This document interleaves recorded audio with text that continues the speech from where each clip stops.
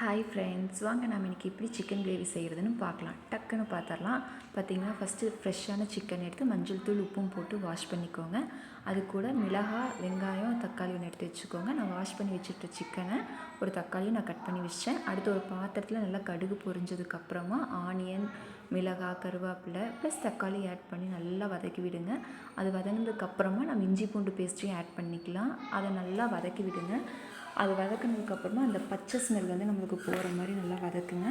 அது வதங்கினோடனே சிக்கனை நம்ம ஆட் பண்ணிக்கலாம். அந்த சிக்கன் பார்த்திங்கன்னா எப்பயுமே நம்ம வதக்கும் போது நல்லா ஒயிட் கலரில் அந்த சிக்கன் மாதிரி பாலாக ஆனதுக்கப்புறமா நம்ம மஞ்சள் தூள் ஆட் பண்ணிவிட்டு அது கூடவே மல்லித்தூள் ப்ளஸ் அது கூடவே பார்த்திங்கன்னா சிக்கன் மசாலாவையும் நம்ம ஆட் பண்ணிக்கலாம். அது கூட சால்ட்டையும் ஆட் பண்ணிக்கலாம்.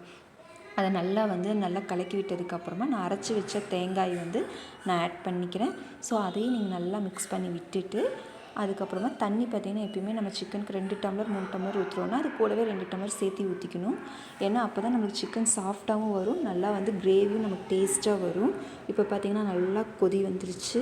நான் பாருங்கள் எவ்வளோ தண்ணி ஊற்றிருக்கேன்னு. அதுக்கப்புறமா இப்போ சிக்கன் ரெடி ஆகிடுச்சு. கூடவே எப்பயுமே கொத்தமல்லிக்கு பதிலாக நம்ம கருவேப்பிலை போட்டு இறக்கி வச்சோன்னா சிக்கன் இன்னுமே நமக்கு டேஸ்ட் கொடுக்கும். நான் நிறைய கருவேப்பிலை ஆட் பண்ணுவேன் எப்பயுமே சிக்கனுக்கு. இப்போ பாருங்கள் நான் நிறைய கருவேப்பிலை ஆட் பண்ணிவிட்டு திரும்ப நான் க்ளோஸ் பண்ணி வச்சுட்டேன்.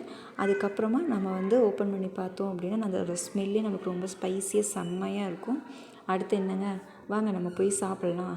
எப்படி போட்டு வச்சுருக்கேன்னு பாருங்கள். பாப்பாவுக்கு, தம்பிக்கு ப்ளஸ் எனக்கு 3 பேர்த்துக்கு சர்வ் பண்ணி வச்சுருக்கேன். எப்பயுமே பாப்பாவுக்கு டேஸ்ட் பார்க்கனா ரொம்ப ரொம்ப பிடிக்கும். எப்பயுமே அவள் தான் டேஸ்ட் பார்ப்பா. ஸோ இன்றைக்கி அதே மாதிரி தான் அவள் சாப்பிட்டு பார்க்குறேன்னு சொல்லி பார்த்தாங்க. சூப்பராக இருக்குன்னு சொன்னாங்க. நீங்களும் உங்களுக்கு இந்த சிக்கன் கிரேவி இந்த மாதிரி பண்ணி பிடிச்சதுன்னா கமெண்ட் பண்ணுங்க. Thank you friends.